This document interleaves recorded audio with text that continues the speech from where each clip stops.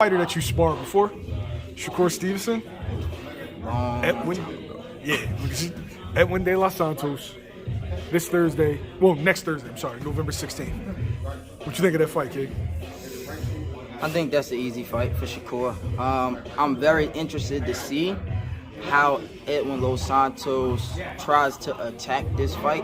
I think when it comes to game planning for somebody like Shakur, even from a coach's standpoint, now I'm putting on my coach's hat, if I'm the coach that's facing him, like, how do you game plan for somebody that has that level of control and distance and jab so well?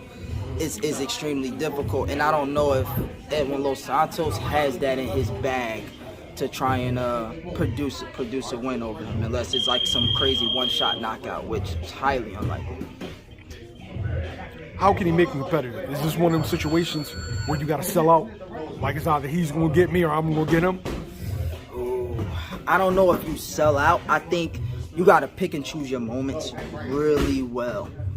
Really well. I think you got to box at points, and I think you got to put pressure at points. But when I say box, I mean you got to be far enough out of range to where you are completely not getting hit, and then you got to pick those spots inside and make it ugly. I feel like if you can get Shakur, which I don't know how you do it, but I feel like if you can get him to be desperate and maybe not be as calm and as tactful and using that skill set and controlling that distance, maybe that gives you a chance to slip some shots in to maybe get a lucky shot off. But he's definitely going to have to take risks in order to get that job done. But like I said, I don't see that happening.